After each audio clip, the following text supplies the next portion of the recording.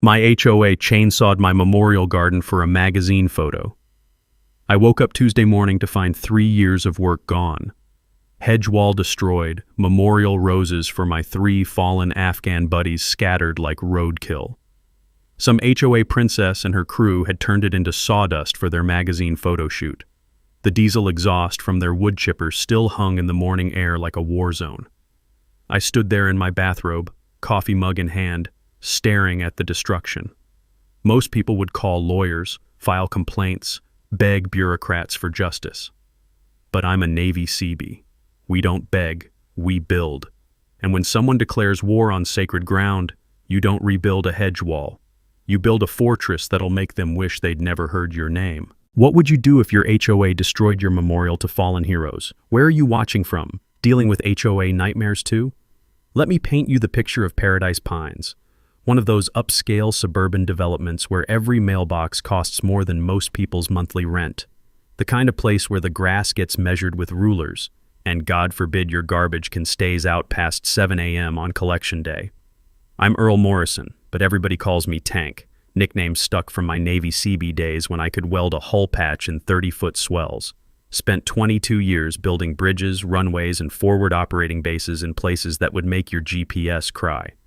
These days, I run a small welding shop out of my garage, fabricating custom ironwork for folks who appreciate real craftsmanship. The metallic ping of cooling steel from my evening welding sessions had become the soundtrack of my new life. Better than the sound of lawyers arguing over who gets what, that's for sure. Now, I ended up in Paradise Pines through what you might call divorce mathematics. Wife got the big house in town, the nice cars, half my pension. I got this corner lot and a monthly alimony payment that keeps my ramen budget tight. But you know what? After 18 months of marriage counseling and legal fees, this little third of an acre plot was exactly what I needed. The property sits right at the main entrance, prime real estate that the original developer probably marked for a fancy fountain or some such nonsense. Instead, they sold it to me for a fraction of market value because it had sightline challenges. Translation, it was wedged between a retention pond and a utility easement where normal people couldn't build their dream McMansion. Perfect for a guy who just wanted to be left alone. My morning routine had become sacred, coffee on the front porch, listening to the distant hum of the community's irrigation system, watching the sunrise paint everything golden. Simple pleasures for a guy who'd spent 2 decades in places where sunrise meant checking for incoming mortars. I spent 3 years turning that corner lot into something special. Not fancy. I'm not trying to compete with these folks and their $80,000 landscaping budgets, but honest work. A small workshop, a vegetable garden, and most importantly, a living wall of mixed hedge, privet, holly, and Carolina cherry laurel that I'd babied through 2 drought summers and 1 ice storm that took down half the county's power lines. The earthy smell of compost and fresh mulch from my weekend gardening routine had replaced the scent of diesel and cordite that used to follow me everywhere. Healing, one Saturday morning at a time. Those hedges weren't just plants. They were my first successful growing project since the divorce. See, for 22 years in the Navy, everything I built was steel and concrete, stuff that lasted because it was engineered to last. Plants? Plants require patience, faith that tomorrow's sun will come, belief that small daily efforts add up to something beautiful. Every Saturday morning I'd walk that hedge line with my coffee, checking for new growth, pruning dead branches, just taking inventory. The satisfying click-snip of my pruning shears had become meditation. My neighbors probably thought I was obsessive. Truth was, watching those hedges thrive helped me believe maybe I could thrive too. Enter Genevieve Sterling Cross, HOA Architectural Review Committee Chair and self-appointed guardian of Paradise Pines' visual harmony. Picture every HOA horror story you've heard, then add an interior design degree, a bankruptcy attorney husband, and the kind of smile that makes you check your wallet. Genevieve drives a pearl-white Lexus SUV that's never seen dirt, wears tennis outfits to grocery shop, and has the unique talent of making "how lovely" sound like a death threat. She's also got very specific opinions about which residents fit the community vision and which ones represent transitional demographics. Guess which category includes divorced Navy vets who drive 12-year-old pickup trucks? I should have seen it coming when she started showing up at board meetings with poster board presentations about entrance aesthetics and property value optimization. But I was naive. I figured live and let live. My hedges weren't hurting anybody, and technically my property taxes helped pay for her precious community newsletter. That Tuesday morning changed everything. I woke up at 0630 hours like always, old habits from 2 decades of military reveille. Poured my coffee, stepped onto the front porch, and stopped dead. My hedge wall was gone, not trimmed, not damaged, gone. Chainsawed down to 6-inch stumps with the debris piled into a burn pile like some kind of botanical funeral pyre. 3 guys in Paradise Pines landscaping uniforms were loading the last of my cherry laurel branches into a wood chipper that sounded like a chainsaw having a nervous breakdown. The crew chief, a sunburned guy named Miguel, looked as confused as I felt. "Sorry, sir. We got work order from HOA office. Says emergency removal, sightline violation." He handed me a crumpled work order signed by Genevieve herself. "Remove hedge obstruction at Lot 47 for community beautification project." Here's what that work order didn't mention. Underneath that hedge wall, I'd planted memorial roses. 3 bushes, 1 for each buddy I lost in Afghanistan.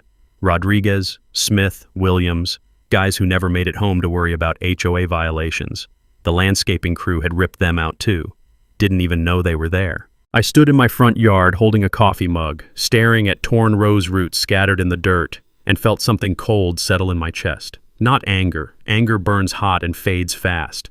This was calculation, strategic assessment, the kind of calm that comes over you when someone just made a very expensive mistake. First step, reconnaissance.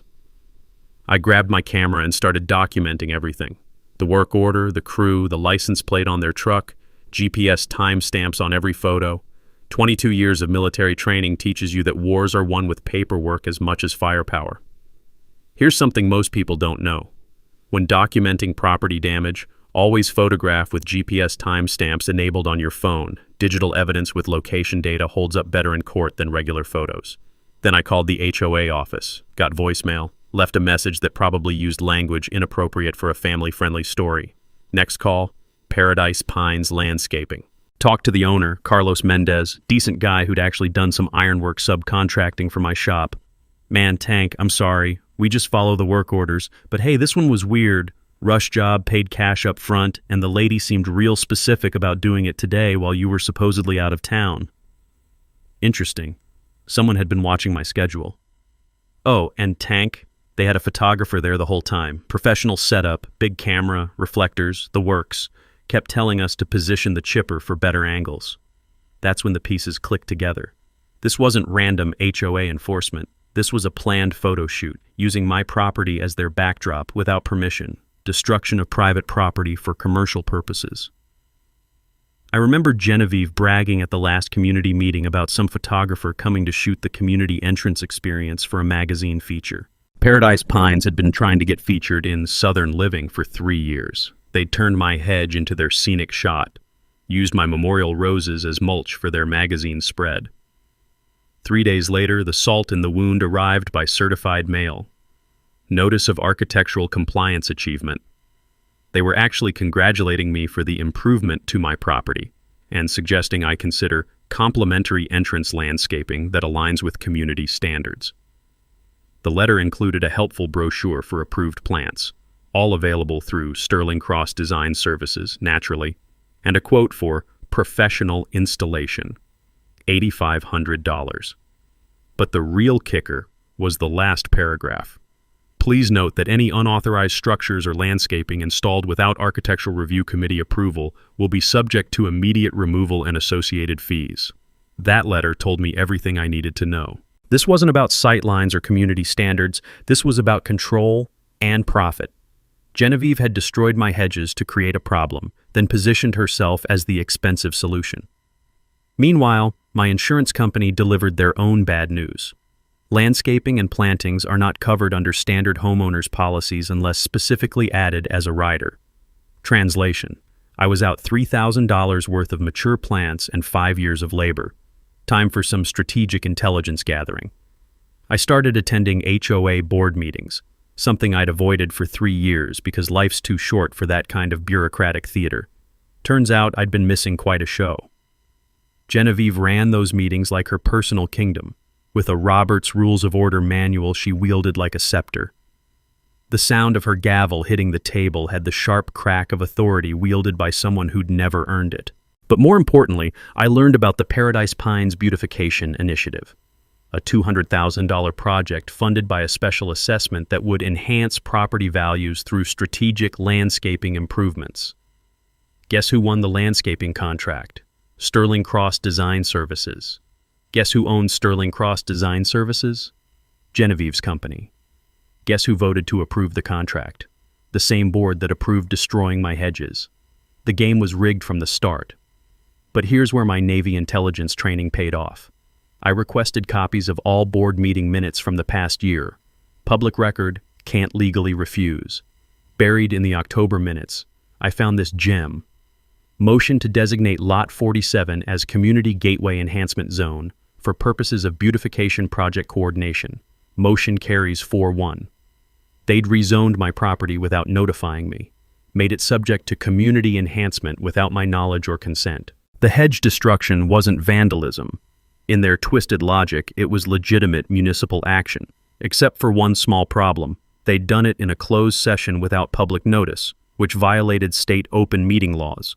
Most people don't realize that HOA boards are subject to the same transparency requirements as city councils. Any vote affecting individual property rights must be conducted in open session with advance notice to affected parties. I'd found their first legal vulnerability.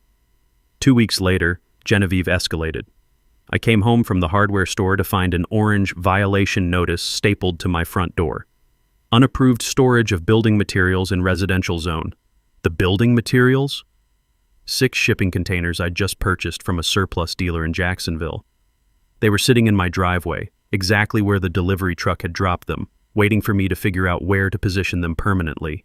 The violation notice gave me 72 hours to remove the containers or face daily fines of $200.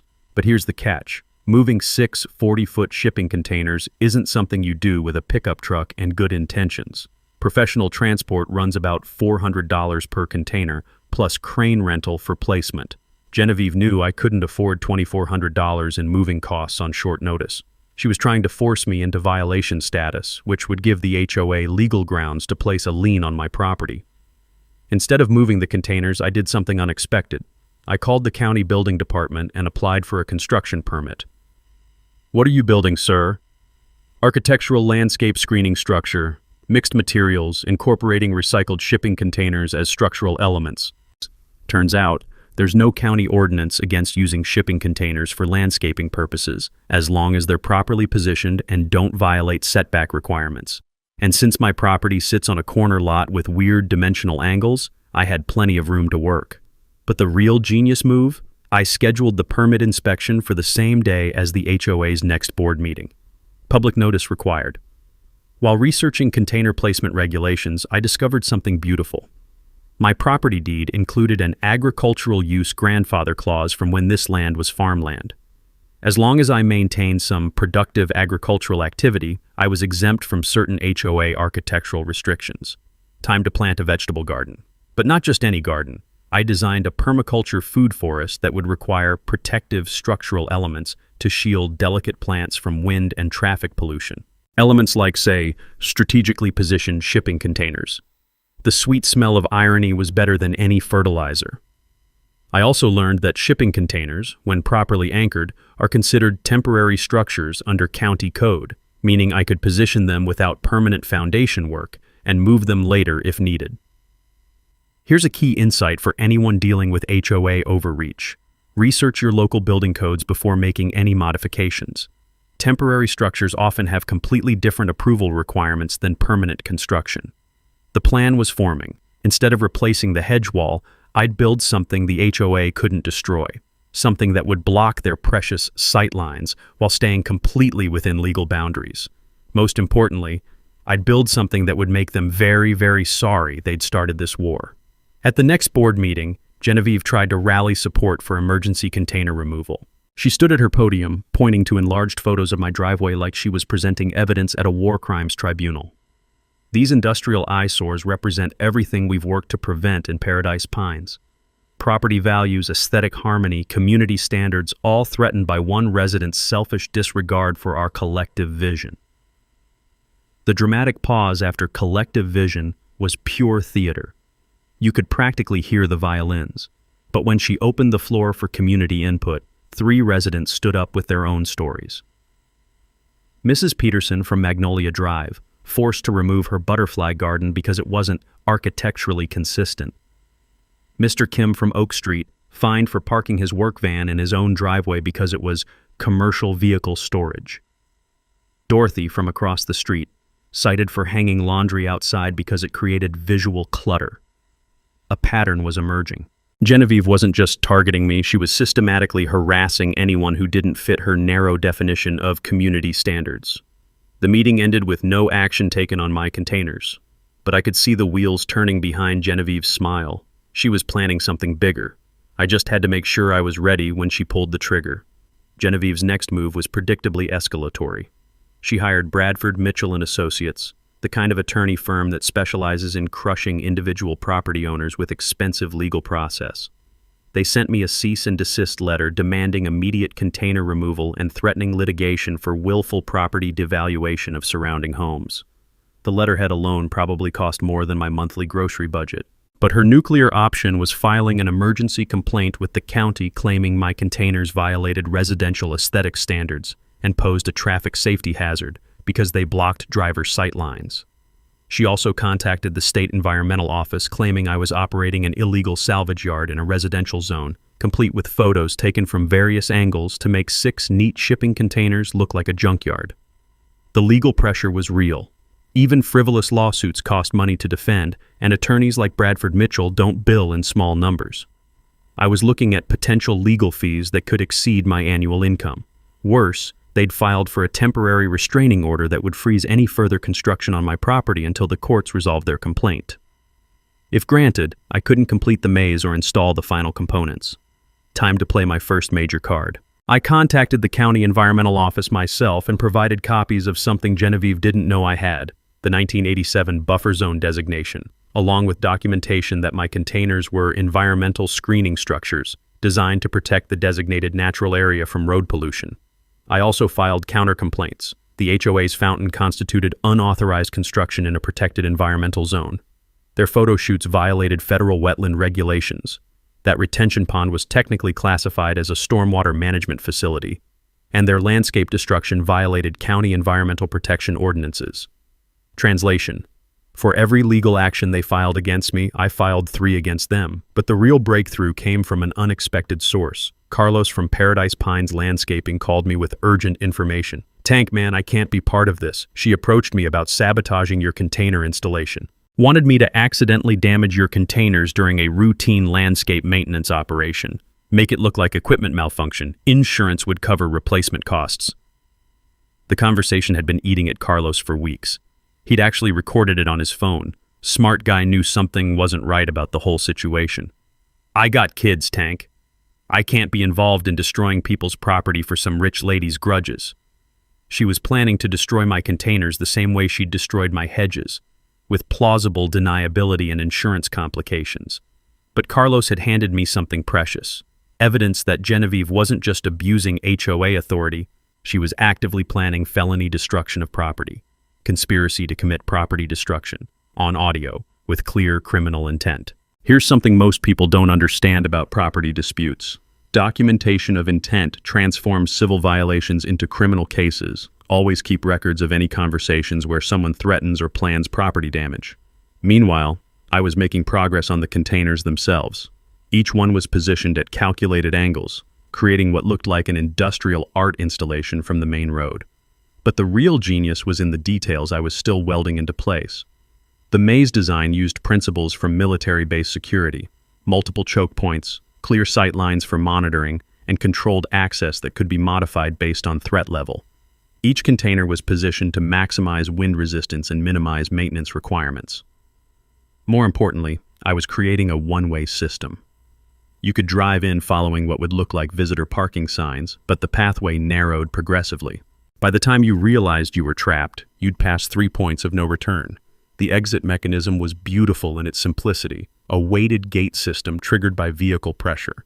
Drive onto the pressure plate, and counterweights would swing the entry gate closed behind you. The only way out was through the far end, which I deliberately made too narrow for any vehicle larger than a golf cart. The sound of steel on steel as I welded the counterweight system into place was music to my ears. Each spark that flew was another piece of justice being forged. During this construction phase, I had an unexpected visitor. Dorothy from across the street brought fresh coffee and some interesting information that would change everything. "Tank, honey, I've been watching this whole drama with your hedges, and I think you should know something about your property line." Dorothy had been in Paradise Pines since day one, back when it was just dirt roads and surveyor stakes. She remembered when the developer was planning lot layouts, and she'd kept copies of the original plat maps. "Your corner lot? It's not actually corner-shaped. Look at this." She spread out a 1987 survey map showing property boundaries before Paradise Pines existed. What she showed me would turn this entire conflict upside down.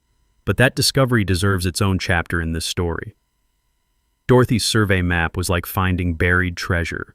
My lot extended 12 feet further toward the main road than anyone realized, including Genevieve. The community entrance where she'd been staging her photo shoots was actually on my property. But that wasn't the best part. The original environmental impact study required for the development permit designated my entire lot as a natural buffer zone between residential areas and the main highway. That designation came with special protections. Any changes to existing vegetation or natural screening required county approval and 30-day public notice. Genevieve's crew had violated federal environmental regulations when they destroyed my hedges, and since Paradise Pines was built using federal infrastructure grants, that violation could trigger a compliance review of the entire development. "Dorothy, you're telling me the HOA has been trespassing on my property for 5 years?" "Honey, that's not even the best part. You see that retention pond, the one their fancy fountain sits in? According to these maps, that's on your land too." The fountain, the centerpiece of their precious community entrance experience. The same fountain featured in every Paradise Pines marketing photo and HOA newsletter. The fountain that Genevieve had spent $40,000 of community funds to install. It was on my property, without my permission, without easement paperwork. I now owned the HOA's most valuable asset, and they didn't even know it. Better yet, as owner of the natural buffer zone, I had legal authority to install appropriate environmental screening structures to protect the area from road pollution and noise. Structures like shipping containers, structures that didn't require HOA approval because they fell under county environmental protection guidelines. The law wasn't just on my side, it was actively working against them. Dorothy pulled out another document, the original development agreement with the county. Paradise Pines had received tax incentives and infrastructure grants based on maintaining natural buffer zones and environmental screening areas throughout the development. Tank, if they'd been violating the environmental protection requirements, the county could revoke their development status and demand repayment of those grants. We're talking about millions of dollars. And the scope of Genevieve's mistake was starting to sink in. She hadn't just destroyed my hedges. She'd potentially jeopardized the legal foundation of the entire development. I could demand immediate restoration of the buffer zone vegetation, force removal of the unauthorized fountain, and charge the HOA back rent for 5 years of trespassing. At fair market rates for prime entrance property, that was easily $50,000. Or I could let them keep the fountain, for a monthly easement fee that would make their board meetings very interesting. The power dynamic had completely shifted. I wasn't some isolated homeowner fighting an HOA anymore. I was a property owner whose land rights had been systematically violated by an organization that had overstepped their authority in ways that could bankrupt them. But I decided to keep this information quiet until the perfect moment. In military strategy, you don't reveal your strongest position until you're ready to use it for maximum effect. The law was on my side, the evidence was documented, and my trap was nearly complete. Time to finish building my fortress and wait for Genevieve to walk into it. Over the next 3 weeks, I transformed those 6 shipping containers into something Paradise Pines would never forget. But this wasn't random construction. This was engineered psychological warfare. The positioning was everything.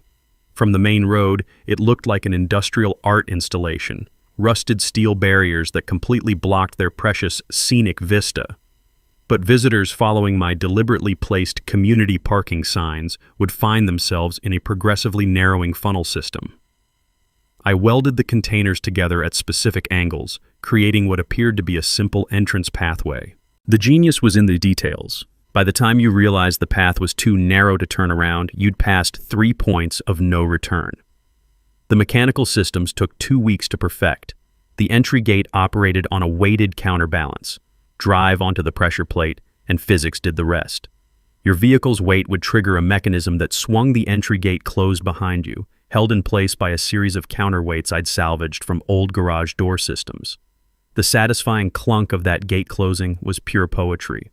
I tested it dozens of times with my pickup truck, adjusting the sensitivity until it triggered at exactly the right moment. Each welding session filled the evening air with the sharp scent of hot metal and possibility. Every spark that flew was another piece of justice being forged into place. For the legal strategy, I consulted with a property law attorney using my VA benefits. Best $400 I ever spent. I learned that my grandfather clause and buffer zone status gave me extraordinary protection, but only if I documented everything properly. I filed formal complaints with the county about unauthorized construction on my property, violation of environmental protection zones, and illegal destruction of protected vegetation. Each complaint triggered automatic review processes that would take months to resolve. Here's something most people don't know about government bureaucracy. Once you file an environmental protection complaint, it creates a legal freeze on any related property modifications until the review is complete. Translation: the HOA would be tied up in regulatory paperwork until spring, with no legal standing to challenge my container installation.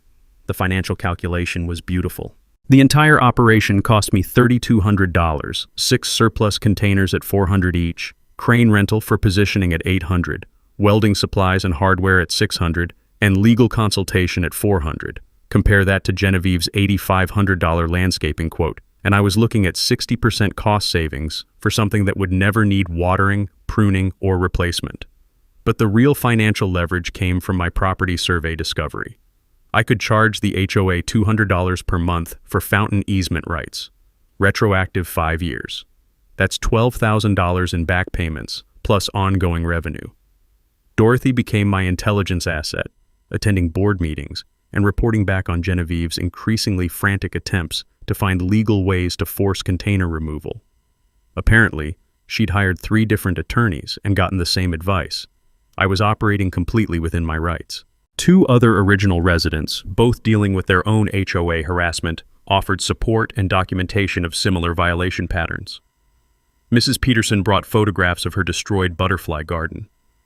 Mr. Kim provided copies of his commercial vehicle citations for parking his plumbing van in his own driveway.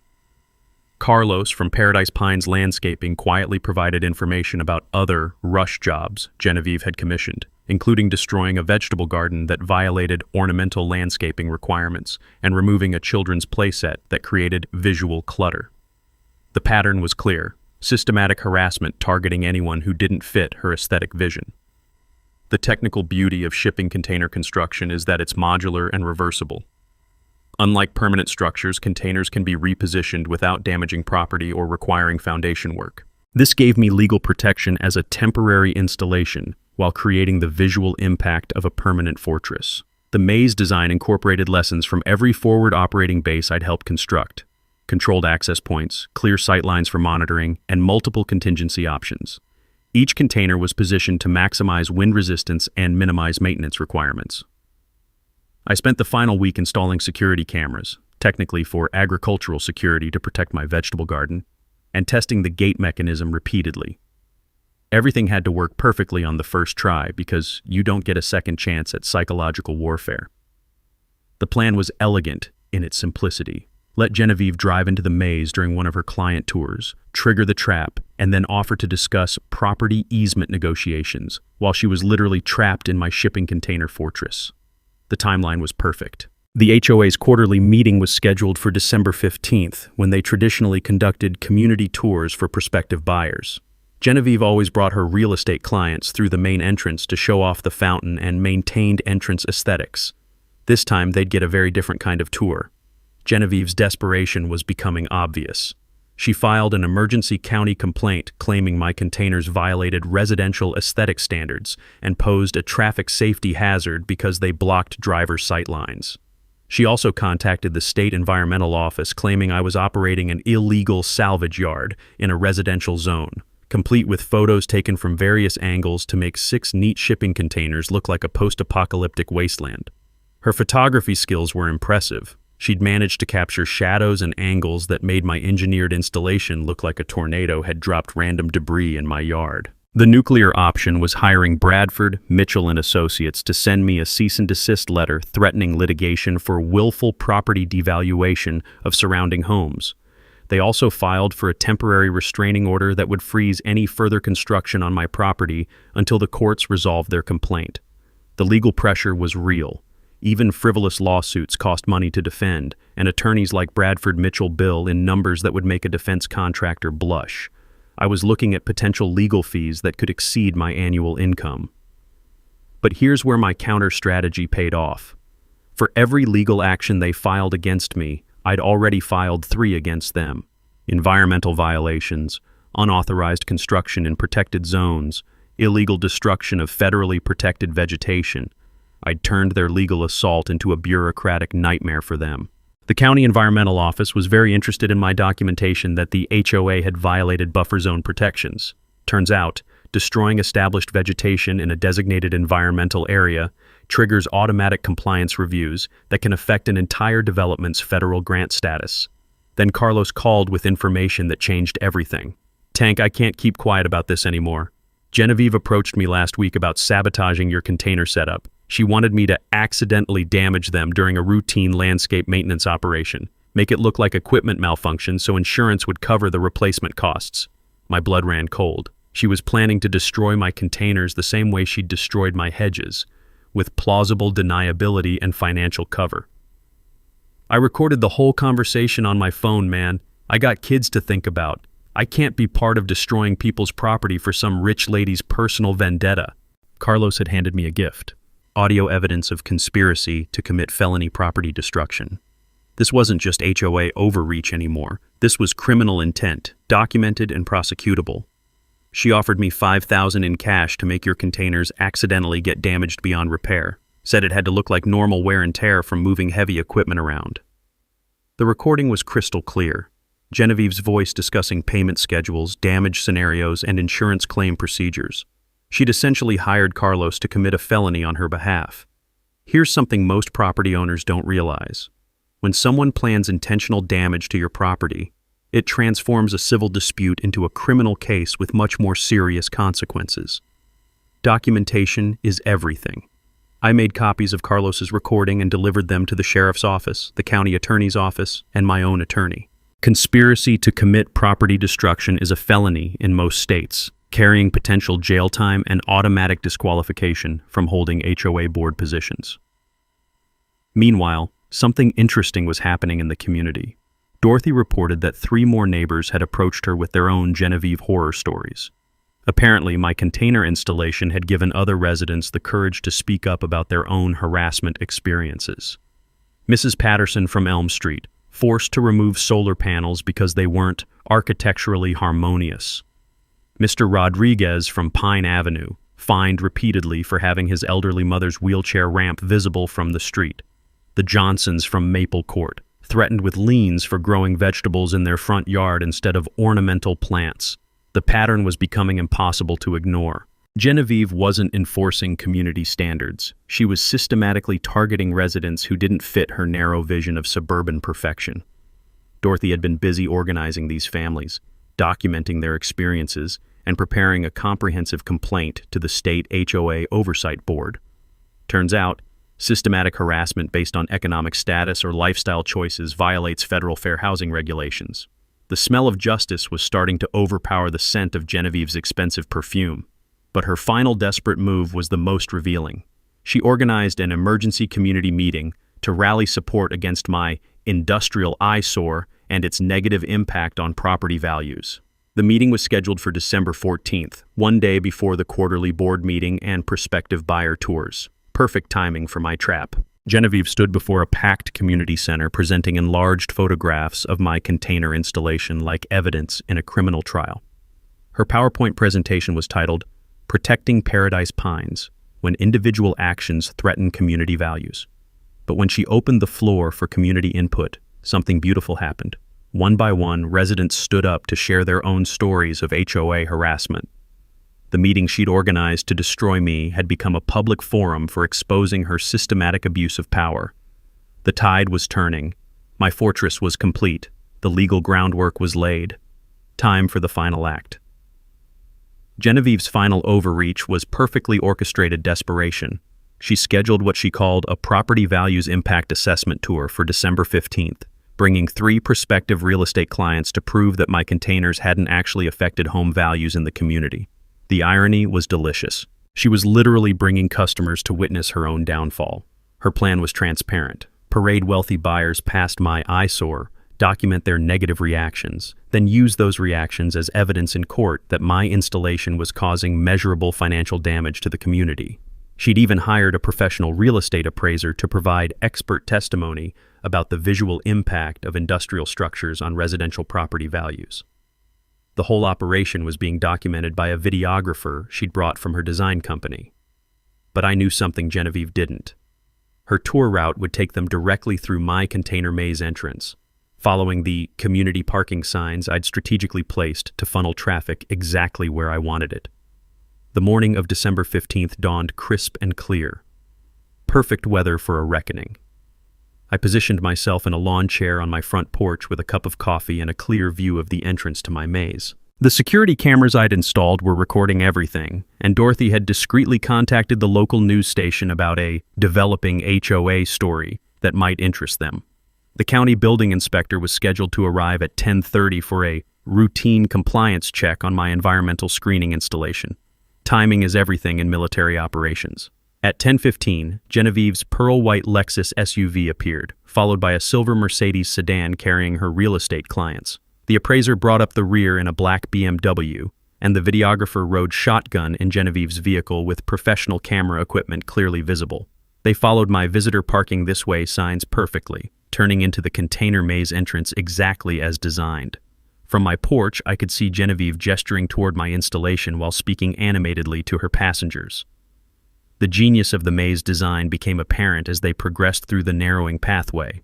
By the time Genevieve realized the route was becoming too narrow to turn around, she'd passed the point of no return.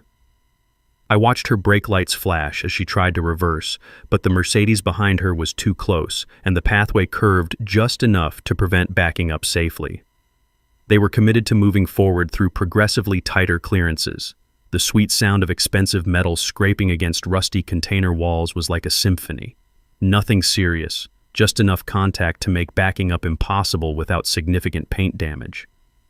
Then came the beautiful moment. Genevieve's SUV triggered the pressure plate mechanism, and the counterweight system activated with a satisfying clang. The entry gate swung closed behind the Mercedes, trapping all 3 vehicles in my container fortress. The exit path ahead was deliberately narrow, designed for golf carts, not luxury vehicles. They were stuck until someone with a crane could extract them. I sat in my lawn chair, sipping coffee, watching Genevieve's perfect hair become increasingly disheveled as she realized her situation. Her muffled shouting from inside the SUV was barely audible, but her gestures were universally comprehensible. That's when the county inspector arrived, followed immediately by the local news crew Dorothy had alerted. Then came the sheriff's deputy responding to what dispatch would later describe as residents trapped in metal structure. But the most beautiful arrival was Genevieve's attorney husband, Bradford Mitchell himself, who'd driven separately to provide legal intimidation during the property tour. His black Porsche followed the same visitor parking signs and triggered the same trap mechanism. Now I had 4 vehicles trapped in my maze, including 2 attorneys, 3 potential real estate buyers, 1 appraiser, 1 videographer, and the woman who'd destroyed my memorial roses. Time for my mic drop moment. I stood up from my lawn chair, walked to the edge of my property line, and spread out Dorothy's 1987 survey maps for everyone to see. The news cameras were rolling, the county inspector was taking notes, and the sheriff's deputy was documenting everything for his report. "Welcome to my land," I called out, my voice carrying easily across the container courtyard.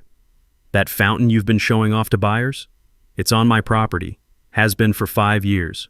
No easement, no permission, no rent paid." I held up the environmental protection documents. "This entire area is designated as a federal buffer zone. Destroying my hedges violated environmental regulations that could affect your development grants."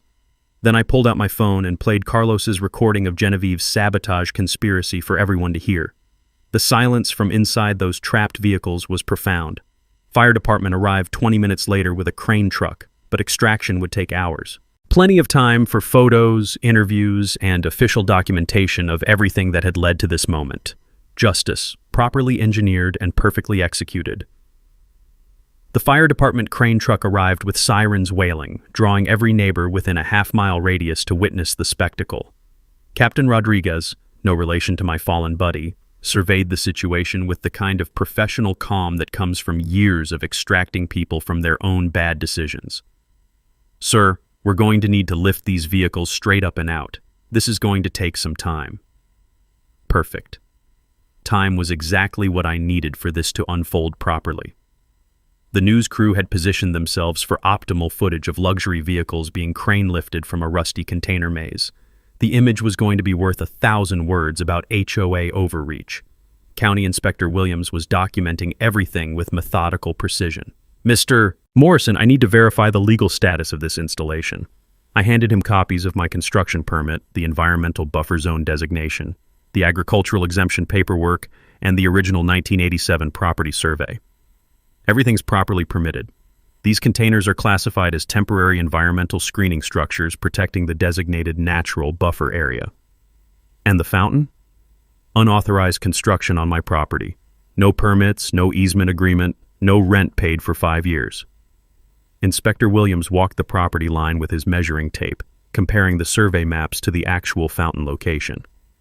"This is clearly on your land, Mr. Morrison.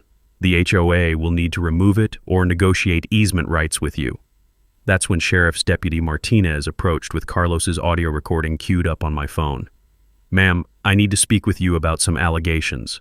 Through the closed windows of her trapped SUV, Genevieve was frantically making phone calls, probably trying to reach attorneys who weren't currently trapped in container mazes. The real estate buyers were documenting everything with their phones, but not for the reasons Genevieve had intended. Instead of filming evidence of property damage, they were capturing the story of their own imprisonment by an HOA board member's illegal schemes. "This is insane," one of them called out. "We were told this was a property value assessment, not some kind of revenge trap." Dorothy appeared with a tray of coffee and bottled water for the crowd that had gathered. "Tank, honey, you want me to offer refreshments to your guests?" The absurdity of serving coffee to people trapped in a shipping container maze was not lost on anyone present. The news reporter was already crafting the lead story in her head. As the crane operator began positioning his equipment, I decided it was time for my prepared statement. "Ladies and gentlemen of the media, county officials, and trapped visitors," I began, projecting my voice clearly for the cameras. "What you're witnessing here is the result of systematic HOA harassment that destroyed my memorial garden dedicated to fallen service members." I held up photographs of my original hedge wall and the memorial roses underneath. Genevieve Sterling Cross ordered the destruction of these plants without warning, without permission, and without legal authority. She then attempted to profit from the damage by charging me $8,500 for replacement landscaping through her own company. The crowd murmured appreciatively. Nothing gets people's attention like a good David versus Goliath story. But the real crime was discovered when she approached a local landscaping contractor to sabotage my legal container installation through deliberate equipment damage. I held up the phone with Carlos's recording. "Conspiracy to commit felony property destruction. Documented and recorded." Deputy Martinez nodded grimly. Conspiracy charges were serious business. "Furthermore," I continued, "investigation of HOA records revealed that the board illegally rezoned my property without notification, violated state open meeting laws, and constructed an unauthorized fountain on my land using community funds." Inspector Williams was taking notes furiously. Each violation I mentioned would require separate investigation and potential penalties. As the crane began lifting Genevieve's SUV from the maze, she finally rolled down her window. Her perfect hair was disheveled, her makeup smudged, and her voice carried a tremor I'd never heard before. "This is harassment. You can't just trap people on your property." "Ma'am," Deputy Martinez called up to the suspended vehicle, "you're on his property without permission. That makes this trespassing, not harassment." The crane slowly rotated her SUV over the container walls and lowered it to the street beyond my property line. As soon as the wheels touched asphalt, she gunned the engine and disappeared down the road without looking back. The Mercedes carrying her clients was extracted next, followed by the appraiser's BMW. Each passenger emerged looking shell-shocked and thoroughly documented by the news cameras. But Bradford Mitchell's Porsche presented a special problem. As the crane lifted his expensive sports car, oil began dripping from what appeared to be a damaged transmission pan. "Looks like your vehicle scraped the container edge pretty good," Captain Rodriguez observed. "You'll want to have that checked before driving." The poetic justice was almost too perfect. The attorney who'd threatened to sue me for property damage now had actual property damage from his own illegal trespassing. Justice, served with a side of transmission fluid. The aftermath unfolded like a perfectly executed military operation. Within 48 hours, Genevieve had resigned her HOA position to pursue other opportunities. Bradford Mitchell's law firm dropped their case and issued a formal apology for misunderstanding the legal complexities of the situation. The emergency HOA board meeting that followed was standing room only. Dorothy had organized 23 families with documentation of similar harassment, and the new interim board spent 4 hours listening to testimony about systematic abuse targeting residents who didn't fit Genevieve's vision of suburban perfection. My container maze became the unlikely catalyst for complete HOA reform. The financial settlement exceeded my wildest expectations. The board agreed to pay $15,000 in damages for the hedge destruction and memorial roses, plus all my legal fees and construction costs. More importantly, they signed a comprehensive property rights agreement acknowledging my environmental buffer zone status and agricultural exemptions. The fountain situation became particularly sweet. Rather than demand its immediate removal, I offered to lease the land for $200 per month, retroactive to the original installation date. That's $12,000 in back payments, plus ongoing revenue that would fund my new project. The county inspector's final report triggered a state-level review of Paradise Pines development compliance. Turns out, Genevieve's systematic destruction of non-conforming landscaping had violated multiple environmental protection requirements that were conditions of their original federal infrastructure grants. The state ordered immediate restoration of all removed vegetation and implementation of new oversight procedures to prevent future violations. Paradise Pines would be under regulatory supervision for 3 years. Carlos received a commendation from the sheriff's office for reporting the sabotage conspiracy, and his company was awarded the contract to restore all the illegally destroyed gardens throughout the community. Justice has a way of rewarding good people. But the real victory was what came next. I used the settlement money to establish the Victory Gardens for Vets program, free landscaping assistance for military families in the community. Within 2 months, we'd helped 8 veteran households create memorial gardens, vegetable plots, and therapeutic outdoor spaces. The container maze itself became an unexpected community asset. I converted the interior courtyard into a memorial garden space where Rodriguez, Smith, and Williams roses could bloom in protected peace. Local scout troops began using it for educational programs about military service and sacrifice. The news coverage had been picked up nationally, turning my story into a symbol of successful resistance against HOA overreach. I started receiving emails from homeowners across the country dealing with similar situations, asking for advice about fighting bureaucratic harassment. Dorothy convinced me to start a monthly workshop called Know Your Rights Property Law for Homeowners. We meet in the community center that once hosted Genevieve's failed rally against me. The irony never gets old. The agricultural exemption I'd discovered led to a community-wide urban farming initiative. 6 families now maintain productive gardens that qualify for similar protections, making future landscape harassment much more difficult for any HOA board to pursue. Most importantly, the new board implemented transparent procedures requiring written notification and appeal processes before any architectural decisions affecting individual properties. No more surprise chainsaws, no more midnight policy changes. Genevieve's real estate career in Paradise Pines ended along with her HOA position.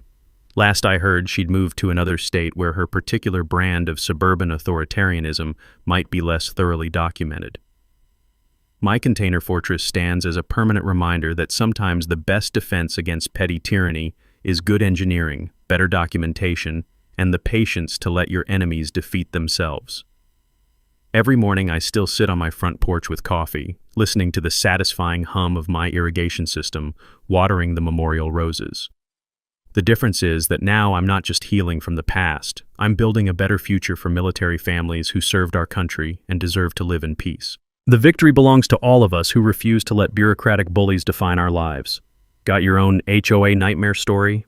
Drop it in the comments. After what we accomplished in Paradise Pines, I might have a solution for you too. And hit that subscribe button for more David versus Goliath property battles where the little guy wins big.